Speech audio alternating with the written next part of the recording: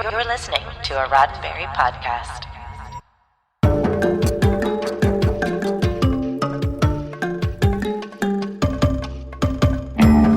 It's the last show of the season, but it's the first contact for the crew of the Cerritos. Let's celebrate the event by talking about it on the internet. It's 7 p.m. Pacific, 10 p.m. Eastern. It's Monday night, and it's Mission Log Live. I'm John Champion. And I'm Ashley Victoria Robinson, member of the Ritos crew. That only works if you can see me. Tonight, it's time to wrap it all up for Season 2 of Lower Decks. Sad face from me. It is time to take your calls and your comments on Episode 10, First Contact. Will the Packlets be back? Will Captain Freeman be back? Let's reminisce and speculate. And you know what to do, of course. Click the Zoom meeting link or use the one tap on your smartphone or call us at 669-900-6833. That will connect you to Earl, whom we love, and get you into the Earl Green Room, which we love, so you can talk to us, who we love, tonight. If you're prompted for a meeting code and a password, they're on screen, they're in the chat. You got it, no problem, my friends. There's so much love. You covered so much love in your intro. Thank you for that. I have a lot of love. My hands don't make a heart because they're weird shaped, but I also think that Trek encompasses a lot of love, which we talk about a lot in the Moral Meanings messages. So we just really want to put it out on my last episode. I don't want to derail the show, but I never knew you had problematic hands. I don't know what's wrong with them, but okay. They don't make a heart. Again, only for the people watching. they don't make a heart. They're too small and weird. Tragic, small, Indeed. weird hands. But glad to have you. And yes, it is our last show together talking about Lower Decks. It is sad. Yeah. But you know what? I'm glad to be here. And I always enjoy that we get to have guest co-hosts. I enjoy that Norman and I got to bounce back and forth. And you know what, Ashley? I'm going to do what you do. I'm going to speak something, put it out to the universe and say, you'll be back. There will be more of Ashley in the Mission Log world. Well, if you say so, John, it might just happen. Okay. Hashtag cryptic tweets. There we go. Let us also welcome the fine folks who are joining us tonight live. Some of you are over on YouTube, and hello to you. And some of you are here in Facebook, where I just happen to be monitoring the chat. So I'm going to go ahead and give a shout out to Paul, to Samuel, to David. They're all talking about an interview that I will refer to in a moment. There's Carlos, there's Chris, there's Brian, and oh my gosh, Michael, Evelyn. You have to correct me. There's Vince. Vince says banana hot from Milwaukee. So how dare you? How dare? There's my buddy Scott Palm, and my gosh. And see, Paul's already saying, "Yay! Please come back, Ashley." Oh, so, I mean, if you insist. Okay. This is me. This is my arm being twisted. Yeah, right. And Paul Wright points out that we do have a Paul Facta tonight. So welcome to all the Pauls. And everybody, even if your name isn't Paul, you are welcome here at Mission Log Live. Glad to see you all. So let's talk about what is coming up in Mission Log World. Now, next week, again, sad face that you will not be here next week because, well, we're done with Lower Decks. But that doesn't mean the Mission Log Live goes away necessarily. We do have a few more live shows coming up. And my gosh, we've got Discovery, we've got Prodigy, we have all these other Star Treks happening. So there will be more live shows, more stuff to cover that. But next week, Norman and I are going to do something special. There's a guy that we work with named Rod. Rod Roddenberry is his name. In fact, if you haven't met him, come back next Monday because you'll meet him then. We will have Rod on the show as our special guest. We'll be talking about what is coming up in Mission Log World, what shows to look out for, how we're going to be handling, because I've gotten this question from a few people. How are you handling Prodigy? How are you handling Discovery? And what's next? Because, of course, these are the important questions, John. Right. You've got holidays coming up, and then who knows? You have more Trek. We're expecting Picard Season 2, Strange New Worlds, and then I figure by the time you get through all of that, we'll have Lower Decks Season 3. Who knows? Ooh. Yeah, so we'll talk about all of that with Rod next week. And then this week, this coming Thursday on Mission Log, Deep Space Nine, The Emperor's New Cloak, the one where we go back to the Mirror Universe, this time for the last time, I swear we really mean it. That will be dropping on Thursday. And then tomorrow night, Norman and I will be recording Field of Fire. So that'll go up early in our Patreon feed. So you can check that out, and certainly join us Thursday afternoons for our live weekly chat in Discord exclusive to our Patreon. Speaking of Patreon, we do a little shout out at the mid show, and I will just tease that here and say that something very special happened in Patreon today. So for those of you who are not members yet, hang on, you'll want to know about that. So, yeah. Now, I am told that we have many callers standing by because I think there's a lot of excitement about tonight's show. This was a really cool episode of Lower Decks. There's a lot to pick apart here and speculate about the future. So, if you don't mind, I'll just get right into it with the recap. Do it. Okay. Tonight's show, First Contact. In Space Dock, Admiral Freeman gives orders to Captain Freeman and Captain Sonia Gomez. The Cerritos will hang out and support the Archimedes crew on their first contact mission to the LAP system to greet the Leperians. Nobody expects anything to go wrong. Just stay out of the way of an unstable planetoid, then swoop in after that all-important first greeting. One more thing. Freeman is offered a promotion to another ship, and that means leaving her crew behind. A tidbit Ensign Mariner happens to overhear. Lots happening on the Cerritos. Boimler is making banners for Captain Freeman Day. Rutherford is getting errors in his cybernetic system, which is blocking his vision. Mariner lets it drop that she knows about Captain Freeman's promotion. That puts everyone in the senior staff on edge as they vie for attention from their CO and some answers if they'll be going with her. And poor Tendi overhears some bad news that according to Dr. Tana, she's not cut out for medical. Sad that she'll lose her job and get reassigned to another ship, she and Rutherford embark on a last tour of all her favorite places on the Cerritos. Arriving in the LAP system, the sun emits an unexpected flare which scatters ionized material from that mysterious planetoid. The fragments utterly disable the Archimedes, which is drifting out of control toward the Leperian homeworld. It'll crash in 20 hours, causing massive destruction on the planet. With the Cerritos just behind and seeing what happened, they've got to get into action fast. No option is a good one, as the ionized debris would be attracted to the ship's tractor beam and hull, rendering the Cerritos inoperable too. Desperate for a solution, Freeman goes to her yacht, thinking through a possible way to navigate the field, but Mariner spars with her mother about her abilities. It's a fight that gets personal, with Freeman calling out her daughter for using cockiness to overcompensate. And it just so happens Rutherford and Tendi were sneaking around the yacht as part of their tour and overheard the whole thing. Regardless, Rutherford has a plan so crazy it just might work. Strip the Cerritos of its outer hull, anything that would attract those ionized particles. They can fly through the debris field and catch up to the Archimedes before it's too late. But now it's going to take all of the Cerritos crew working together around the clock to strip off every last piece of hull plating. It's working, even if Rutherford slows down a bit when his internal storage maxes out due to all the backups of his memories with Tendi. Aww. But he erases them, and in the rewind may have even stumbled across something he shouldn't have. The job is done, all except for one last stubborn hull plate. The internal access can only be reached through cetacean ops, but a human will have to swim through the submerged Jeffries tube to do it. Mariner leaps to action, but she's needed on the bridge, and she needs to apologize to her mother, which she does, and then takes position as Cerritos starts to navigate through the debris field. Meanwhile, it's Boimler's turn to shine as he dives in to find the manual release. It works, but a rip in his spacesuit causes him to pass out and nearly drown if not for the heroic efforts of Matt and Kimolu, the resident beluga whales who bring him to the deck. There, Tendi can resuscitate a delirious Boimler.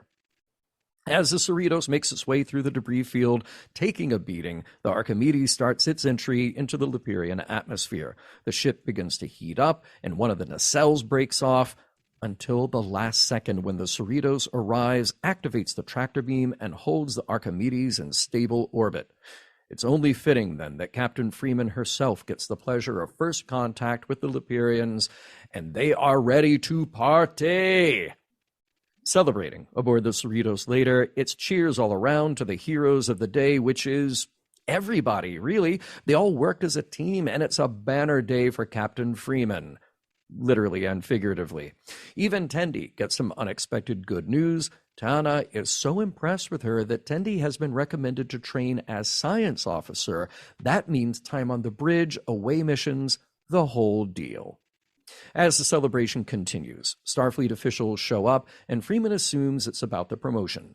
She's not going to take it. No, she appreciates too much the crew she has around her.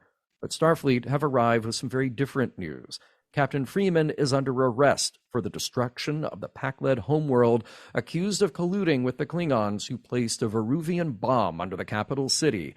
With that, Captain Freeman is taken away in handcuffs as her stunned crew look on. The end. Right. Honestly, so sad, but so good. Sad, but so good. I mean, my note that I sort of started with, and I'm sure that I'll end with, is that here we have Lower Decks doing what I think it does best, which is, yeah, it's comedy, it's fun, there are jokes, there are references galore, but they turned in a dramatic episode with real stakes. And I think everything added to that, like our journey with the characters, the soundtrack, the special effects, oh my God, everything was so good.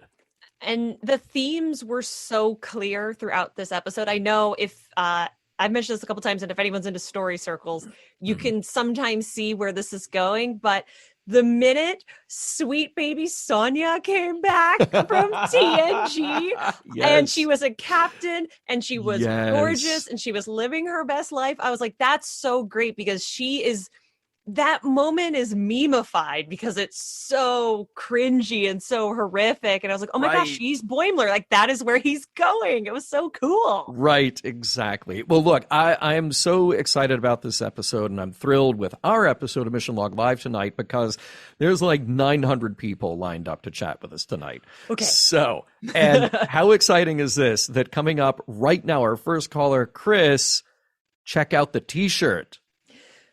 Yes, welcome to the show, Chris. Let me talk so the people can see it. There we go. Yeah. Repping Doritos. John, you obviously didn't get the memo. Come on, man. I did not. Clearly. Oh, I feel so left out. But at least you two are rocking the sartorial splendor. Chris, what is on your mind tonight? Well, once again, Lower Decks has turned in a wonderful season finale. I think it's very easy to say they've done the best season finales out of all the new Trek we've gotten so far. My favorite part was actually the Jennifer redemption friendship arc, just because you take Jennifer, who is in the beginning nothing more than a gag, it's Jennifer, she's an Andorian, she's sassy, and you develop her again. It was so little screen time, but you feel for her and where she's going, and I think she's going to join the squad in season 3, which I'm very excited about. So, yes. Wait, who do you want to kiss now? Oh man, I want Jennifer and Mariner to kiss so bad. And when we had the moment where she was like, "Yeah, I'm just mean to people," and "Oh, so you're saying you like me?" I was like, yes. just kiss. That's all I want." I'm sorry, Chris, to cut you off. I got really excited. Oh no, but yes, it's just so wonderful, and this has been a wonderful episode, and firing on all cylinders, as Lower Decks often does.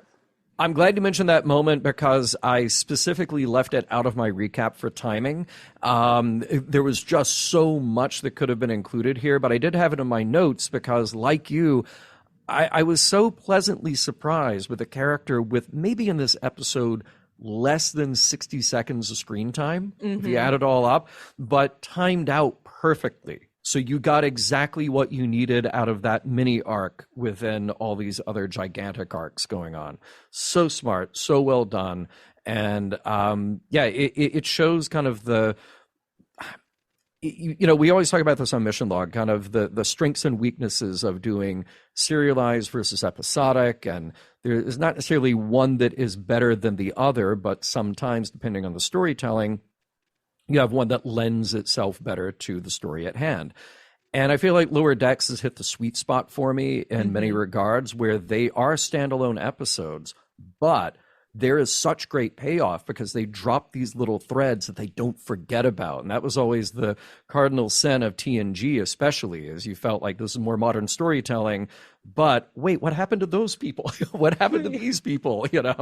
And LDS is just they've really hit it out of the park with that.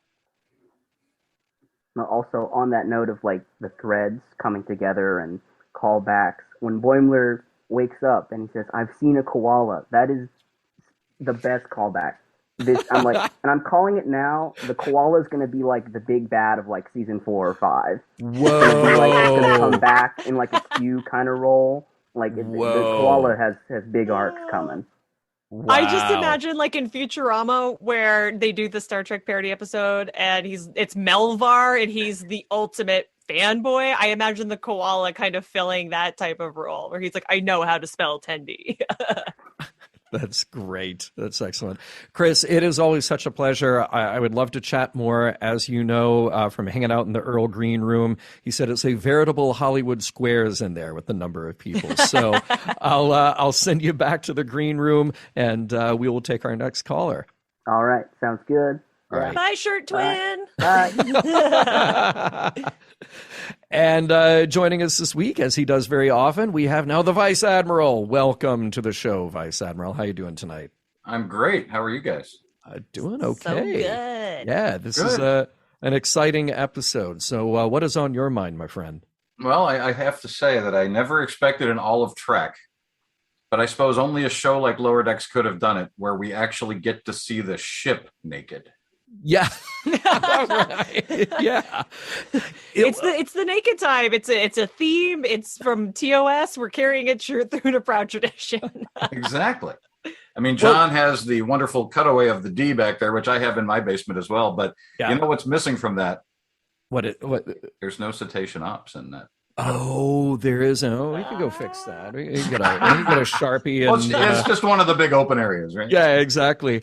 Hey, let me ask you both about that, because that was something that really stood out to me in this episode. There are so many times watching Lower Decks when I feel like, I've called them out for doing the list of references. But with that said, they have surprised me over and over again by telling very original stories. I don't think I have ever seen such a thing in Star Trek as is going off and removing the hull plating in order to solve this, otherwise kind of techno-babbly question. Had this been TNG, they would have figured out a way to just reverse the polarity, the deflector, blah, blah, blah. Geordi would have done a thing and we would have sailed right through. Right. This was a huge undertaking and really the kind of thing you can only do in animation. Maybe now it would be easier with CG if you were trying to do this in a live action context, but still that would just be a huge undertaking. This seemed like a wholly original solution that we have not seen in Star Trek before. Am I right? Oh yeah. Yeah. Oh, yeah. I would go so far. Sorry, go ahead. I was going to say, you said it was easier, but I don't know if it would be cheaper to do in fully rendered. Like the effects that we get in New Trek are so, like, I think about the Discovery like stripped down. I'm like, it'd be the whole cost of the episode. Like, I get anxious thinking about that. It really would, but they really pulled it off, and that was one of my other notes, is just that the special effects overall, like if that had been the only set piece in this, where we're going to spend time and show everybody out there on the hull pulling it apart and the plates flying away, which look great, if that had been the only set piece in this episode, that would have been fine. But the other thing they did is they brought in all these other very cool ships. And I'm telling you, the Archimedes, there were times that I was watching that I would just go like, wait, this is still Lower Decks, right? Because it looked like, it looked like a very cinematic use of a model, or a very high-end CG model that was gorgeous. Yeah. Oh yeah, I want to see that in Eagle Moss at some point in the near future. Absolutely, yeah. You can see my eagle over my shoulder, John. Oh, I'm just, look, I'm filled with a rageful envy. So I'll have one. I'll have one soon enough. Yeah, beautiful. I know you will. Any other thoughts tonight, sir? I said the only other thing I'd say is that we got not just one really great cliffhanger, but we got two, right? Because of course, Rutherford's implant being not given to him by Vulcans, even though it's supposedly a Vulcan thing, that's going to definitely come back to us with, one must assume, a section of Starfleet that's in the charter but isn't exactly recognized by most people, et cetera, et cetera. Yeah. Interesting little tidbit to drop in there. Yes. Sad, so sad though. I know. Until but we know hopefully more. not. Yeah. Look, this show hasn't made me cry yet, and I'm not prepared for the episode that's going to make me cry. Oh, wow.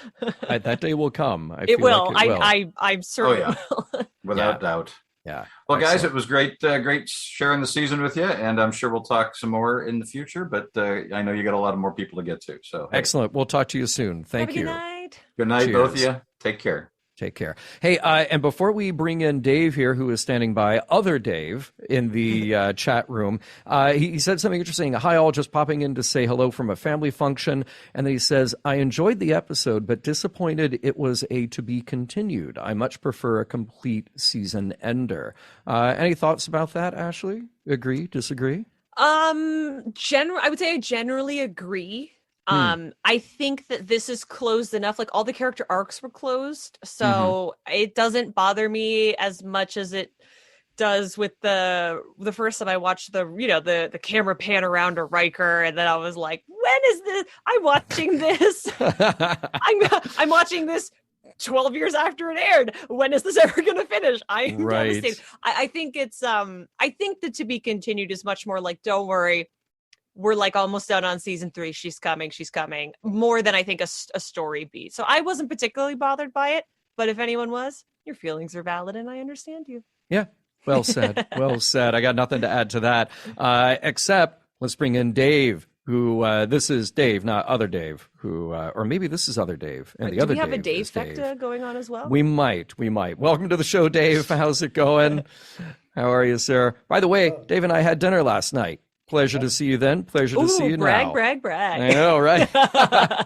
How you doing? The food was excellent. It was absolutely the greatest. I like a good restaurant. So what is on your mind tonight about Lower Decks? Well, I got to say, I had a chance to watch this on one of my recent trips, and when I came home, I watched it again. I've never been a big fan of animation. I've always admitted that. I never did well with my friends that were into anime, Comic-Con. I mean, I didn't hate it, but it was never my thing. This is the first time I've watched what I would call like an animation show, and I wanted to be in it. I felt like I want to be on the Cerritos. And so I feel like I'm watching something that could be live action, it could be animation. So that's what I feel like when I watch that show, and I had to say it. Beyond that, I was going to bring up what I mentioned to you yesterday about Dr. Shax's line. Did anybody have a chance to rewatch it and look for that subtitle? Okay, so I looked for it and I did not see it. So if somebody has done a screen grab of this, I love this idea so much. So please, somebody confirm it, figure it out, do a screen grab if you can. That you said that there is a line in there where somebody calls out Dr. Aaron, that it is Shax, right? Yeah. Calls out our friend of the show, Dr. Aaron McDonald, by saying, like, Dr. Aaron says you can't do that, or something along those lines. So Kayshawn sitting there says, why don't we just warp across the asteroids? And everybody goes berserk. Yeah. And in the background of all that audio, Shaq says, Dr. Aaron said we can't do that. And so I wanted to ask Fred Tatasciore. Yeah. Unfortunately, you don't have him on the show, but if he knew what that meant, or if somebody said, hey, do you know Dr. Aaron? She advises us, so I don't know. Ooh. That has got to happen. Yeah. Yes, yeah. But I want to go back to your first comment, because people are only seeing us, one video at a time, but we have the luxury here of seeing the whole preview. And when you said that you wanted to be on the Cerritos, Ashley lit up. I was so delighted because I'm like a dyed in the, I never grew out of my Disney face. So I've always really loved animation. So when people are like, it's not their thing, that's totally fine. But I'm always a little devastated. But the arc that you took me on with, but I wanted to be there, and I thought it was cool. Like, that's so lovely, and that's, I think, a great strength of the show, is that once it convinces people, we all see, look, no one's coming here to dunk on the show, obviously, because that's not what we're about, but that just really made me happy. And so I was just enjoying that you took me on a journey in your journey. So thank you for sharing that. Speaking of Disney, that's Disneyland behind me. Yeah. Go to the Haunted Mansion. It's my favorite place. But you know, I was going to say, it's not just beyond that. It's, and first, I think when I started watching it, John, it felt like they were giving some fan service, and I think it was very exciting. We all know that, and it's very good. And I think there was a time in which we wanted it to take off on its own, and this season it definitely did. Sure, there's been fan service. There's been the episode with all the artifacts. There's been Tom Paris, but it seems like we're telling a story about these people now. Yeah. And I think that's, you know, I can't wait to see 3, 4, 5, seasons down the road where these people go. Yeah, no, that's a great way of putting it. And I think just one of the things about every iteration of Star Trek is that you spend time in those places. You spend time on the Enterprise. You spend time at Deep Space Nine. You get to know those spaces in your mind, and they feel very real. That's why anybody who went to Star Trek The Experience, you walk around the promenade and you're like, oh yeah, I'm in the promenade. I know how this works, you know? And Lower Decks, I think, had a few things working against it when we first saw it, which is not only is it new and we have to warm up to the characters, but it is animation, so it's a style we're not used to absorbing in Star Trek's quote-unquote reality. But they have done such a good job at making us emotionally invested in the characters, and such a good job of fully fleshing out the use of that ship. I love their bar / mess hall / hangout lounge, you know, like that I think is one of my favorite spaces on the ship. So I love it every time you cut to a scene in there. And they've, you know, we spend a lot less time on the bridge here, but even going into Lower Decks where they all have their bunks, it's like it now feels comfortable and familiar, just as much as anything else on any of the other Trek shows have felt real in that way. But it's a testament to, I think, the writing, but it's also a testament to just making good choices out of where they play those scenes and how they play them. It is animation. They could go anywhere, as they did this week with Cetacean Ops, but they've made a choice to really make those things live around those characters, make the characters live in them too. I just want to say your note about Cetacean Ops that nobody except you, myself, and Earl, I think, can see is my favorite thing. Oh, I'll just read it. I'll read it right now. My note is this. How about those beluga whales? Pretty horny. So that's, I love them, and I expect them to have a fully fleshed out life of their own. I expect consumer products. I expect fan fiction. I expect the whole thing. They outrank Harry Kim, so they've got that going for them. Yes, they do. Oh my God. Dave, anything else tonight before we say goodnight? No, just looking forward to more. Looking forward to it. Indeed. Excellent. Take care, my friend. Have a good one. Bye. Let's jump over to friend of the show. He's one of many, but that doesn't make them any less special on their own. It's Paul. I'm not going to say which Paul until he speaks. There he is. There's Paul. Representing all the Pauls. I consider them, just great friends through this programming that we've met and had a great time together. For real. Yeah. Well, welcome to the show. And part of that is, thanks, John. Thanks, Ashley. I want to thank you both for 10 weeks of just amazing stuff. It believe it or not, this all started back when Trek Vegas was going on, because we watched the first one live at Vegas. Oh man, you're right. And, Michigan sees the change of weather. It's now about 40 outside, but we go from 100 degrees of Vegas to now, but it's just been, what a great run. And Ashley, I want to thank you for all your energy as always. I'll never forget. This is the best. I always drink a cup of coffee before I come on, and I feel like that does a lot of the heavy lifting. We couldn't tell at all. No, I think I cover it well. I got just a couple real quick points because that green room is full. The ship's animation on the Constellation, whatever that one is, it looks like Archimedes.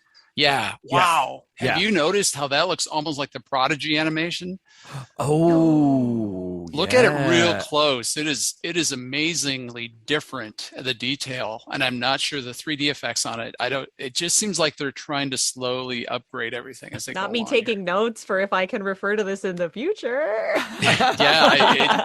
I just noticed it, in the second watch. The other thing was the way the spaceship flipped end over end was really cool. Versus, we watched basically Star Trek V in reverse. You had the ship spinning and then the planet blow up at the end, right? Mm-hmm. So that was really cool, and it's another thing they can do in animation that they can't do in real model effects, right? That would be so hard. Well, you could do it, but it'd just be much harder than drawing it that way. It would take so many passes to do that, and that if you did it, with traditional miniatures or anything. But even in CG, I keep trying to wrap my head around what the difference is, and if I try to rationalize it, I think the Cerritos, very cleverly so, feels like like hand-drawn animation, but then laid over a 3D frame. So it has that dimensional effect, but you look at the colors and you look at some of the just the textures there, and it's this mishmash of hand-drawn and 3D. Then you look at a ship like the Archimedes and you just go, okay, that's ready for the big screen. That just looks like something that was rendered for a movie or a live action TV show. So those textures were very real. It felt very tangible. And then in those action scenes where it is flipping over and you see it lose power, it felt like you're watching Star Trek. I mean, come on. It's like animation and live action at that point are sort of those lines get very blurry. And I think it's a very clever use of this show. Yeah, and it goes back to my first point. I think you pointed out to me, John, is how different the characters are drawn, like in that 2D versus that real in-depth 3D of the ships. That's right. A really good point. Yeah. So I know you're busy with lots of people. I got one last thing, probably the best quote for me the entire year from the Cat Doctor when our friend Tendi goes, like Jadzia Dax, and she goes, "Who the f is Jadzia Dax?" Yes. Like Spock. Yes. It was just roll on the floor laughing twice. She is Julian, what's her Miss Vigman. When you had her on, she's so amazing. She's just so amazing. So good. And I love that as a choice. It's like, it's one of those things you feel like you can only get away with every now and then if you drop in a swear and then you bleep it out. But when you commit to it and you have Dr. Tana is just constantly cursing like a drunken sailor, and then you bleep it every time, I love that as a character choice. Yeah. Yeah, just amazing. So good. Live long and prosper, both of you. We'll see you down the line. And good luck with all the people coming. Have a great night, Paul. Thanks. Have a great night. Yes, quite the lineup tonight. And Earl from the Earl Green Room has said, there's a long list here. He's good with going long. We won't keep anybody too long, but if we need to, we'll go a couple of minutes for sure. late. But hey, I can't wait to get the story on this because he's calling from a long way away. Here's Matthew. Matthew. Where are you? What is going on? Oh, you're mute. Oh no. Wait. Okay, there we go. There we go. All right. No, I'm calling you from my native Hawaii, right? Aloha. My problem was I couldn't figure out how to do the hat and the headphones, but I guess we should go with the headphones. There you go. Prep my T-shirt here for you. Oh my God, that just does not get old to me at all. Red Alarm, I think, is one of the greatest gifts that Lower Decks has given us. Red Alarm. Yeah. I want that on my phone. I asked my wife, do we have any red markers? She was like, what do you need it for? It's like something stupid. That's awesome. I prepped. I'm ready. I got my ukulele, right? I have a festive drink, right? But it's 11:30 in the morning. I have to drive, so it's not actually open yet. Well, okay, but, fair enough. It's my vacation. Nice. As far as this episode, I don't know, things I was happy to see, of course, were cetacean ops. We've been waiting, 30 years for that? Yeah, right. They got the dolphins, as someone right? in Hawaii, right, the water and the water mammals really speak to you.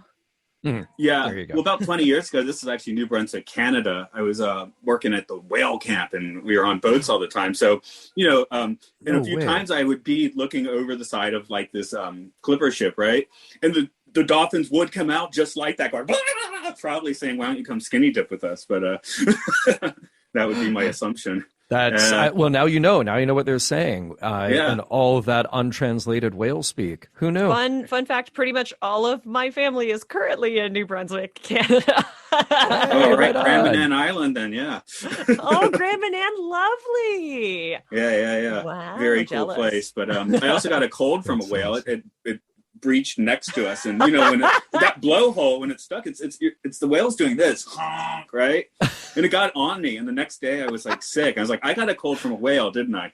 Oh man, Got to be careful. that's pretty cool.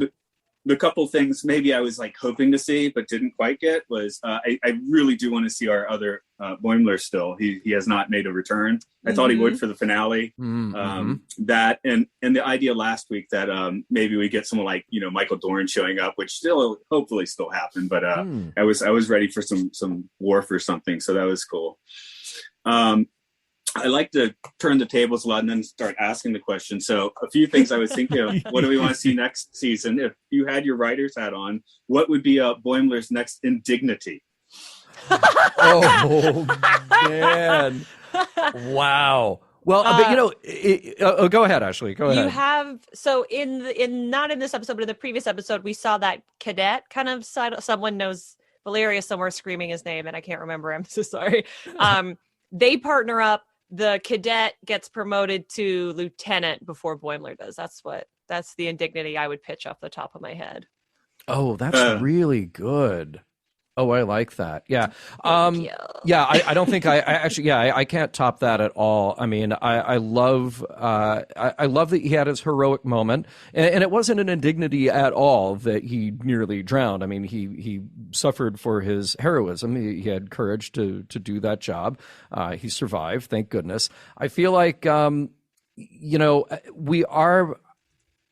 we have to circle back around to what is happening to other Boimler. And I think other Boimler is exceeding and thriving all of Boimler's expectations. I think that'll be the ultimate indignity is, what could have been. I don't want it to be a downer. I think yours is much more fun. Yours is much more classic Trek, though, because it's a twist on the mirror universe trope, right? Except they both exist in the same universe. Right, exactly. So I'm hoping for the thing where is it Night Terrors, where Geordi in TNG turns into that weird, like, kind of grayish, veiny thing. Oh my gosh, I haven't thought about that in so long. I want Boimler to have a run of that illness. Nice. I wouldn't be mad about it, honestly. That'd be fun. That would be. And anything else tonight? Just one thing, being in my my native Hawaii or Japan or whatever it is. I actually have a really nice like tatami room door behind me, but nope, didn't do it tonight. But since you're in California, what is the next California class ship need to be? The next name. You get a title one. Look, I'm going to steal this directly from Norman because Norman has nailed it, and yes. He's right. It needs to be San Luis Obispo because the shirt needs to be what we call it out here, slow, SLO. So you need a slow shirt, and then maybe a Pac-Led gets it. We don't know, but I think San Luis Obispo is it. Yeah. They do a good job at picking tiny little towns too. So I would also offer up Bakersfield because that's funny to me.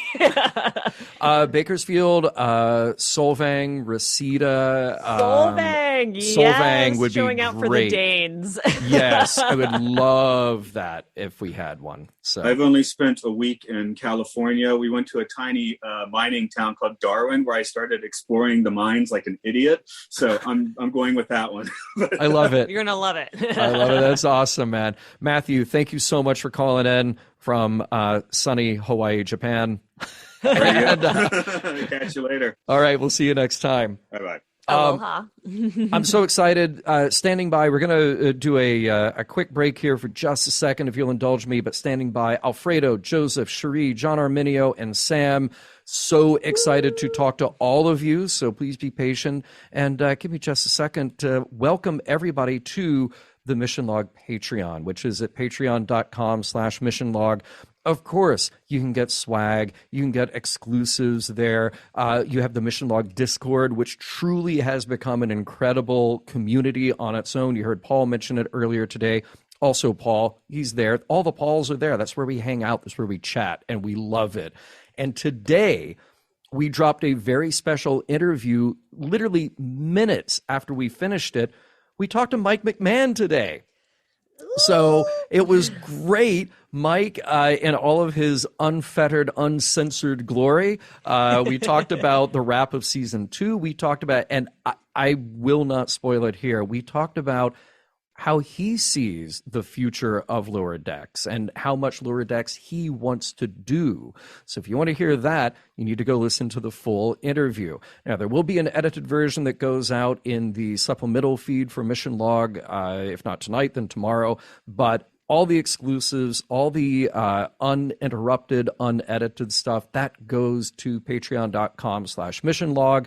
Go check it out. It's great. And then stick around for the Discord because you can chat with us live about that week's mission log. So that's it. You know what to do. Patreon.com/missionlog. We'll see you there. Enough of my yammering. Let's go to our next guest. So glad to see him again calling into the show. It is Alfredo calling from the bridge of the USS Enterprise, which is lit up and gorgeous. And it's awesome to see you again, Alfredo. Welcome to the show. Hi, thank you. Good to see you again. Love to see you in Vegas last time. Oh, absolutely. But you were there. It was great to see you with Larry Nemechek. Hey, he is quite the Trek-spert. I aspire to that level of Trek-spurtdom. I got the chance to tour his wife in Mexico City a couple of years ago. So. Oh, excellent. If you ever come here, I'll do the tour for you. Oh, done. Done. I'm down. Excellent. Okay. Well, what's on your mind tonight about Lower Decks, Alfredo? Well, a lot of things, but basically is I constantly forget that it was an animation show. Mm-hmm. I kept getting excited about the story. I got about what I was watching, about the ships, of course. We need Eagle Moss working overtime here. Yes, please. We need the Archimedes. We need Naked Cerritos too. Yeah. Oh my God! Yes. Yeah. But also, I think that the great thing that Lower Decks has been doing both seasons is that you're having fun during the season, and suddenly the season finale surprises you and makes you emotional and gives you thrills and gives you adventure and surprises, of course. Before it was Titan. Now we have all this, all the story that keeps going, and also a big best of both worlds-ish ending with a to be continued. But only that this time, at least we know there's a next season coming. Right. Yeah. Very true. You know, wait, does that just spontaneously happen in your room there? A little bridge noise? Bridge sound effects. That's my cell phone. I love it. He's popular, John. We're not as popular. I know, clearly. Yeah. That is one of the things that I feel like it's less so now, but maybe 10 plus years ago, 20 plus years ago, the stigma that animation is a method of storytelling that is only worthy for kids fair and things that are to be taken less seriously. And certainly Lower Decks is a comedy show and they lead with comedy, but I don't think any of us would be as excited about the prospect of more Lower Decks if they weren't absolutely nailing the character stuff and the storytelling.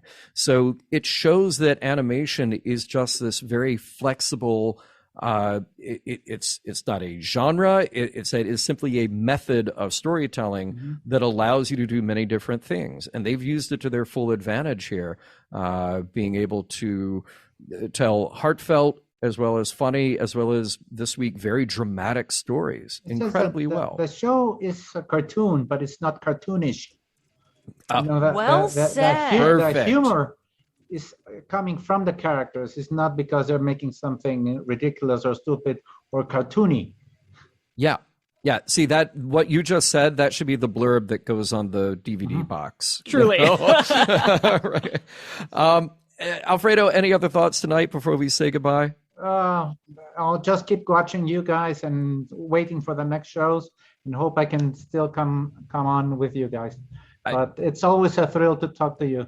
Oh, you are absolutely welcome back anytime. We look forward to the next. Okay, thank you. All right, cheers. Bye. Take care. All right, and now we get to say hello to Joseph, who has been waiting patiently. Joseph, welcome to the show. 40. What is that? That is the strangest thing. Maybe we're having technical difficulties with Joseph? I feel like it's only fitting at this point. Was that one of those Beatles experimental albums?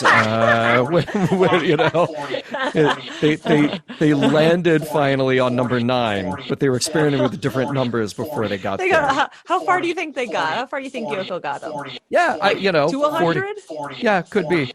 Well, Joseph, we'll put you on hold for the time being. We'll jump over to our next caller, and we'll come back to you momentarily. So we're going to let that pause for a moment. We'll let Earl Green, technical maestro, take care of that while we go over and say hello to Cherie. Cherie, oh, I love this. Cherie Mugato in the name ID there. Cherie, welcome to the show. How are you? And if you start just repeating numbers, we'll know the problem's on our end. Oh, I believe you're muted. Let's see here. There you are. All right. Welcome. Mercury's out of retrograde today. We're just getting the last couple reps in. That's all. There you go. That's it. Yes. Sure. What's happening tonight, Cherie? What's on your mind? Oh, Citation Ops! Yes, girl. We have little uniforms.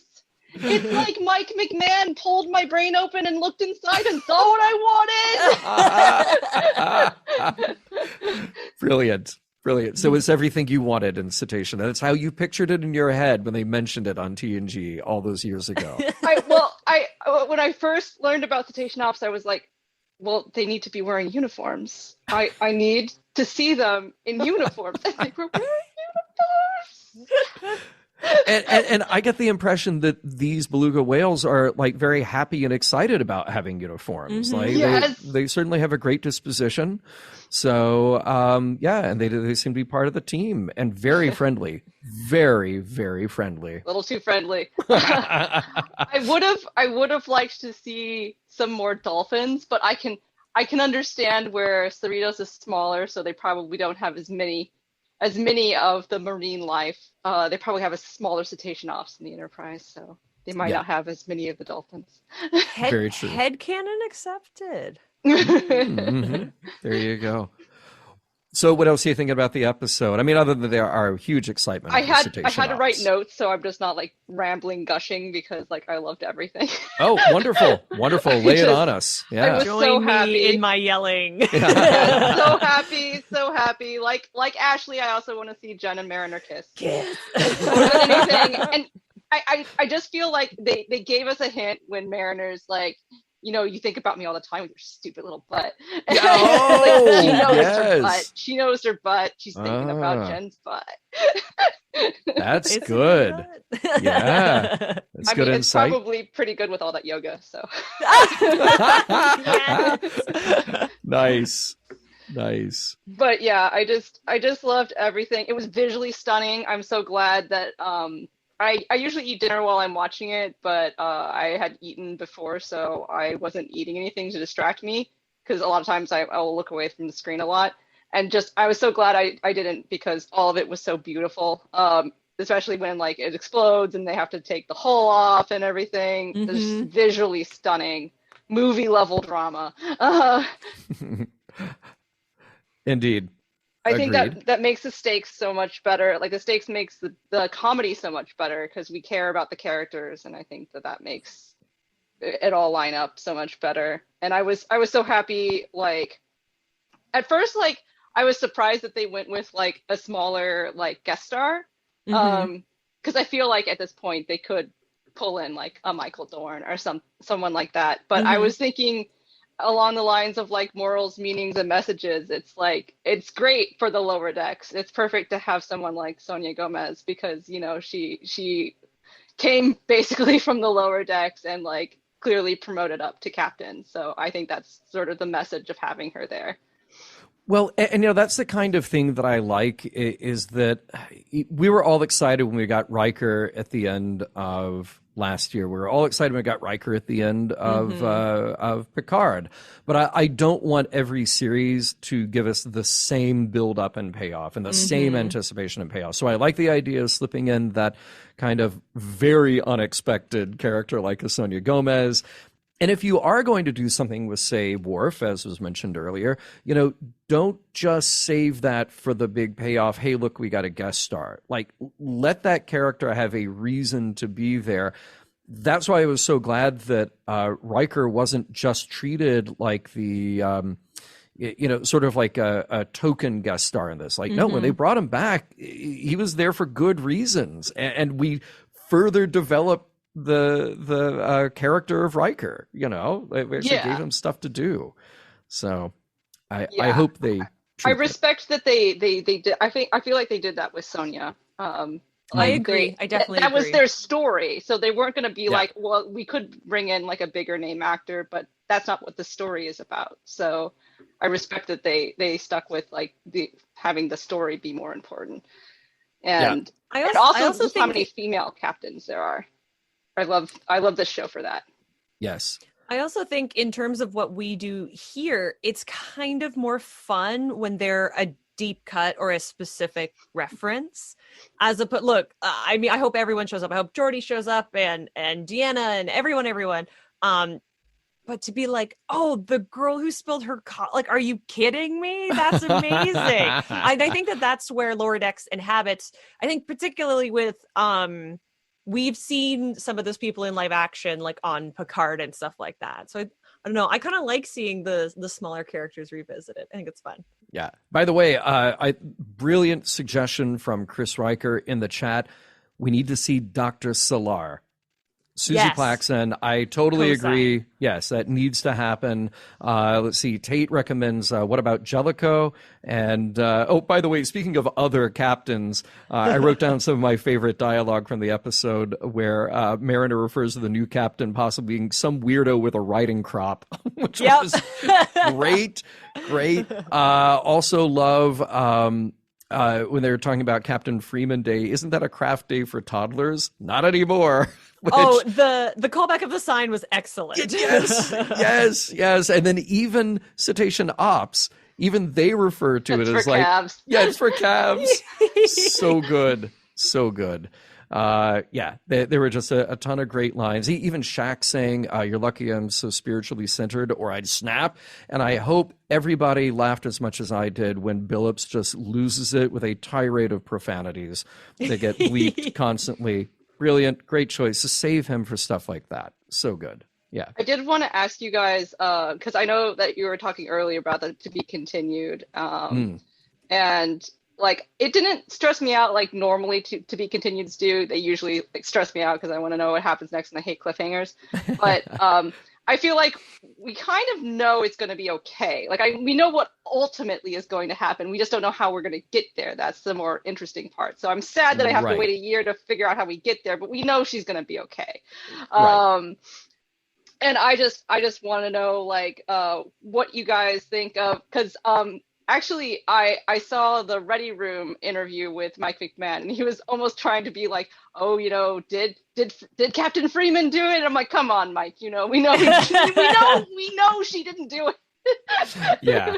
He got NDAs to worry about though. Yeah, it might be that. I also I would love to see maybe something call back to like the Star Trek movie where Kirk they have a clip of Kirk's personal log where he's like, I'll never forgive the Klingons for the death of my son. I wonder if they're going to like pull something from Freeman's personal logs about the Packlets. Oh, I like that bit of speculation. Nice. Nice. Well, excellent. And the good news is, we know that because of animation's schedule and the type of lead time they have, they've already knocked out that story. So they're already doing it, and I can't wait to see what comes next. I guess the to be continued doesn't really bother me in the respect that, I would like to know the story, but like you just said, we know that Freeman is coming back. We know that Freeman didn't set off a bomb under Pac-Led City on planet Pac-Led, underneath a lot of Pac-Leds in the Pac-Led system, We know that she didn't do it. Or if she did, she's been really busy on those off-screen moments where we're not watching her. Yeah, exactly. So it's just the interest and, keep us coming back for the next season. So excellent, Sheree. Any other parting thoughts before we say goodnight? Just that I feel like this is like an animated series for next gen. Even though it obviously has some of the next gen characters, but it's not specifically the next gen characters, but it's kind of like we got an animated series for the next generation, and I think that's one of the things I love about it. Yeah, I totally agree. Sheree, thank you for calling. Great to see you as always, and until next time. I'll miss you guys. Hey, we'll be back around. All right. Yeah, until next year. See you later. And let's see. Hopefully the audio mysteries have solved themselves, so we can go over and try Joseph again. Oh, he's got a mic. Joseph, let's see. Let's take you off mute. How you doing? Apparently a lot better with this microphone. Yes! Wow, night and day now. How you doing tonight? All right. Yeah, the other mic was the stream cam one, and I've never had that happen before. Well, there's a first time for everything. You on your toes. Yeah, it was fascinating what came through. So and I couldn't hear it on this end. I asked to ask them what was happening, and he says, well, we kept getting something that was like 40, 40, 40, yes. 40. Yeah. And I'm like, well, this wasn't like Revolution 9 Part 2, right? Yep. But so I figured, let me try another microphone on it. I'm going through a USB interface. I figured, let me try that out and see what happens. So hey, you sound like $1 million. So what is on your mind tonight? This is a Shure mic. Yeah. See, there you go. There you go. So what are your thoughts tonight about Lower Decks? Well, I have to confess, I have only seen season 1 so far because I do not have Paramount Plus or any of that. We really spoiled it. Yeah. Yeah. Well, I'm okay with it because by the time it comes around, I'll probably have forgotten half of it, so that's fine. Yeah. But what I'm hoping for is that there are some original series cast members that have not had a chance to appear on any of the series yet, namely William Shatner, Nichelle Nichols, Walter Koenig, and George Takei both appeared on Star Trek: The New Voyages, right? Where Walter Koenig got to reprise Chekhov as his older self, where he ages up and then becomes his right age. But that was a very good episode of that, and it would be nice to see some, because this is animation, and they can get Captain Kirk back in some capacity. Hologram, Yeah. No, you know what? As you're talking about it, there's something that you may have caught going back to season 1, toward the end. I can't remember if it was in the last episode or the next to last episode, where I think it's Mariner looking at a pad, seeing Kirk, but it's animated Kirk. It's TAS Kirk. Remember that? Yeah. Yes, it was from the animated series. Yeah. So you literally could do something like that because they exist in that form in this world that Lower Decks is created. So whether it's a historical record or a holodeck or whatever, you could have those characters with those voices. Sadly, we don't have Jimmy Doohan anymore because he did all the male voices on the animated series that weren't Shatner or Nimoy or Takei, but yeah, they could do something very clever like that. I would be down for that. Yeah, I would definitely love to see them do that, because it's not like that show isn't known for callbacks. Right, exactly. Yeah, they could throw definitely in do about a something dozen different. or two in every episode. So Yes. Well, all right. Tell us this: have you gotten to the end of season 1? yeah, I got through into the entirety of season 1. Okay, good. All right. So you saw the dramatic build, you saw the big payoff and the big dramatic moments of that. So I'll just encourage you that season 2. Even more so, I think these last 2 episodes have just been incredible. So when you get around to it, you'll have a lot to enjoy there. Yeah. So are you guys going to be doing that, covering these on Mission Log in a decade or so? Or I have been trying to keep up. I've been listening since the first episode. Wow! Thank you. And I'm only a couple behind at the moment. So wow, I've been trying to keep up. Well, thank you for that. Yeah, there are plans afoot. Norman and I still have to go through. We're going to finish up DS9. We're going to do Voyager. We're going to do Enterprise. So there's a few years to go with those. Presumably, then the JJ movies, because in order of release, those came next. And then it's a big question about how we handle modern Trek, because modern Trek storytelling is very different. But there you go. Ashley's giving the hand signal for exactly what that Nobody is. can see me. It's a visual medium. But yeah, it'll be different. I've talked to Rod about it, and we'll announce something in due time. Yeah.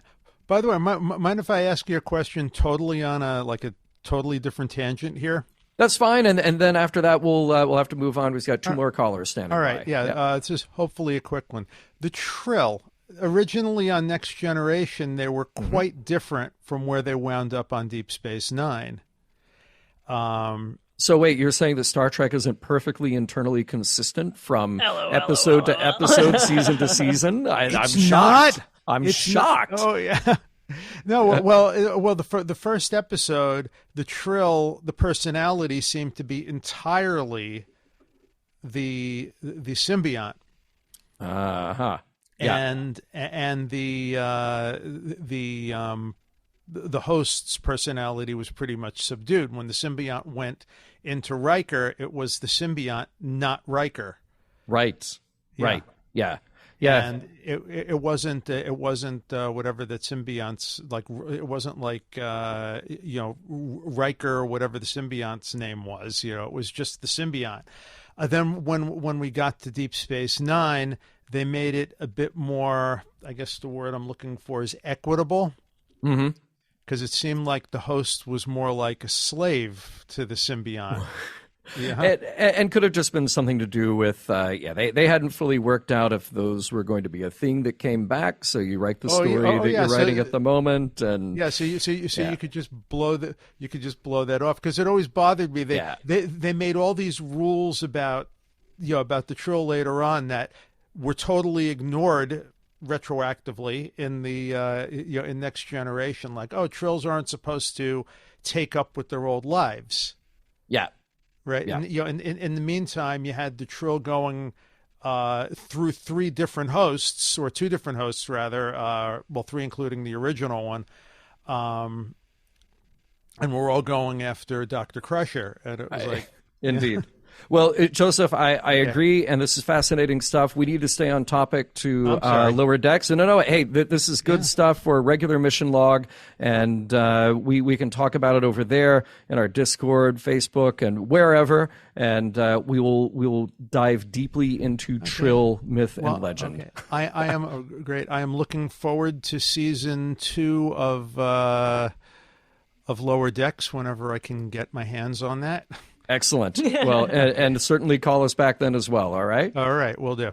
Have a great night. Cheers, Joseph. All right, folks. So those of you who are sticking around, we are running a little bit late tonight, but you know what? We have so many great calls. So why wouldn't we stick around a little late and take more of these great calls? So welcome to the show, John Arminio. How are you doing tonight? I'm great. Thank you for having me on, past 11. I appreciate it. Well, thank you for staying up.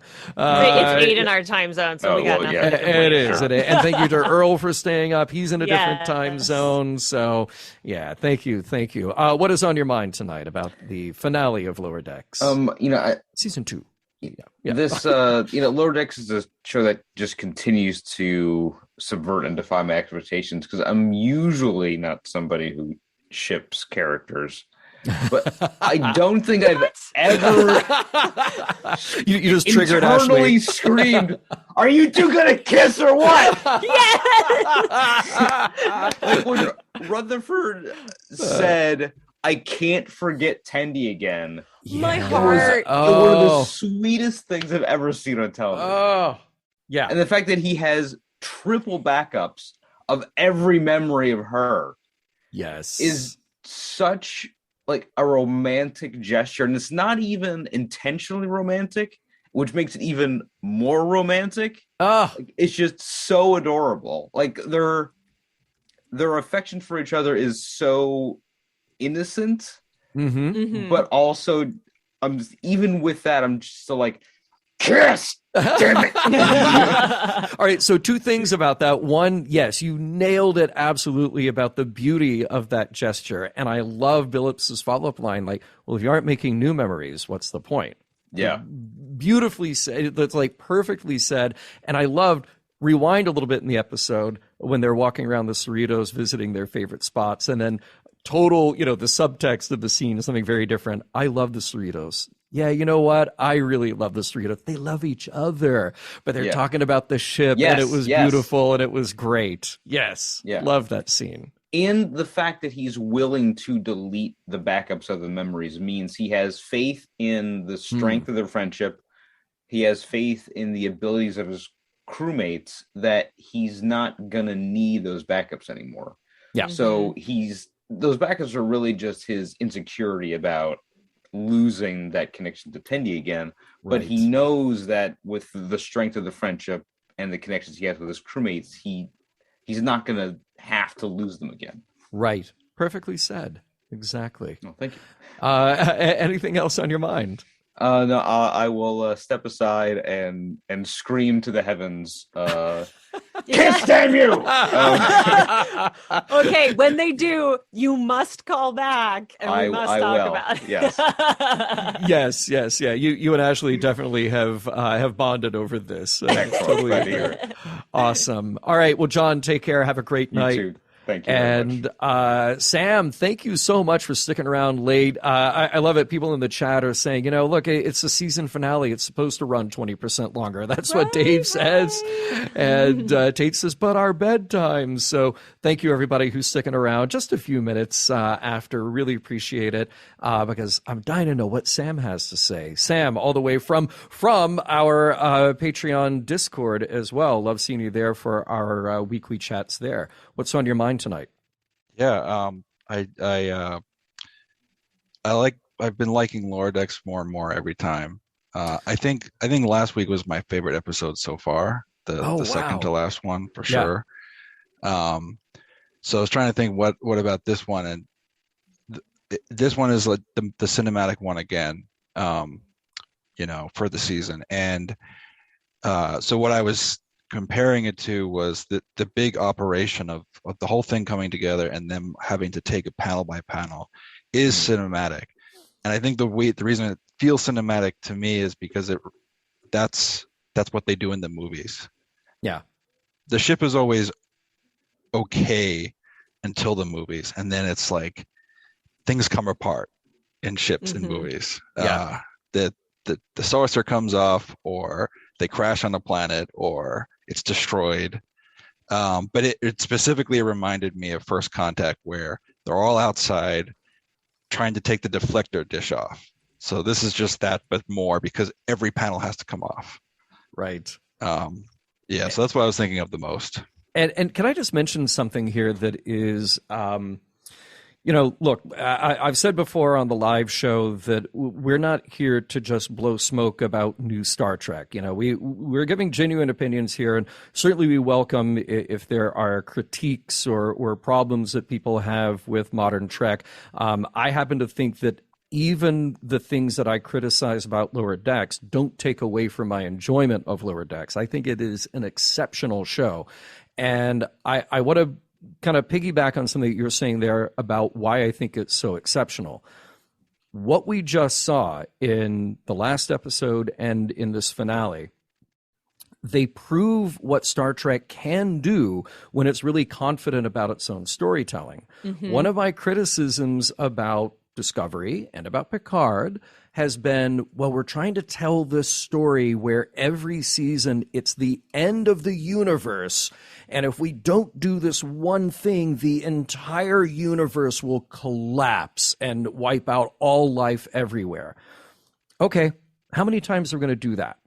Because what I just saw in these last 2 episodes of Lower Decks was a story about people and a story about a mission and a story about working together to do one task. And you know what? It was inspiring and it was funny. And as we all saw with the Rutherford and Tendi scenes, it was heartfelt and it was dramatic. Those scenes of the Archimedes losing power and in free fall, those scenes of pulling the hull plates off the Cerritos and racing to the rescue, it was dramatic, and the music was great, and it made my heart rate go up, seeing like, wow, I'm invested in this story. And it was just about the moment. It was about what they had to do then. It wasn't about all life as we know it ceasing to exist. So it shows to me that there's a real focus on what these stories can and should be to keep me coming back week after week. Mm-hmm. I'll put the soapbox away for now, but thank you for inspiring me with that, Sam. I totally agree with the small mission. I thought also it was getting too much where it was like everything was at stake all the time. Mm-hmm. And it doesn't have to be like that. It can very much just be this one thing. It was kind of a weird dynamic in this episode because so they got put off to the side, and that was kind of the point in the beginning, is that like, you're just going to stay over here and we probably don't need you. And then the whole thing went sideways. But we saw the scenes on the other ship of them trying. So like, it wasn't like they were just completely stranded. So there was a little bit of a question as I was watching the episode of, is like, are they going to find a way out? And then all the work that the Cerritos was doing was unnecessary at the end. Like, I was a little worried that was going to happen. But in the end, it didn't happen that way. So it was just more interesting to say, okay, yeah, the other ship, they're also really trying, and we get to see that. But they're just so out of options. Yeah, that try as they might, they needed the Cerritos. And they all got to be heroes, which is the kind of thing that it is a valid criticism of Lower Decks. And say, well, they can't just be a ship of people who aren't good at their jobs. Like, no, they can still be second tier. They can still not be the flagship, but they are good. They do have skills, and they do have bravery and courage and technical know-how, and we get to let that shine when it's the right time to shine. Sam, thank you so much. We stuck around a little late, and folks are saying good night, and they're also saying, Paul says here, we need a Lower Decks movie, and I do not disagree with you, Paul. Yes, I think you're right. So, Sam, thank you for helping us close out the show tonight. Till next time. Yeah.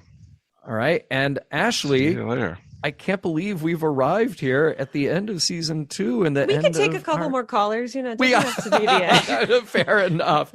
Look, seriously, before we say goodnight to each other, is there anything in your notes or any burning thoughts about this finale that you need to get across before we call it? I said this last week, but I think it's truer this week. This is my favorite episode that we got of the series so far, which is incredible. Because I feel like I've been saying that all season. Every episode has been my favorite episode of the series so far. I'm so honored that you asked me to come on and talk about the series. And it was mentioned before me earlier, but I've also been listening since Mission Log launched. So this continues to be such a treat and such a joy. So just thank you for having me, and I'll see you in like a year or whatever. I guess so. I love having you as part of the family, Ashley, and we will do something a year from now or sooner if we can. All right? Okay. Well, with that said, Mission Log Live is produced by Roddenberry Entertainment, executive producer Rod Roddenberry, technical production on Mission Log and Mission Log Live provided by the incremental Earl Green. Be sure to visit podcast.roddenberry.com for the latest from Roddenberry Podcast. If you'd like to support Mission Log directly, give us a look, please, at patreon.com/missionlog. Thanks to everyone who joined us live or later. Stay safe, stay healthy. We look forward to talking with you next week.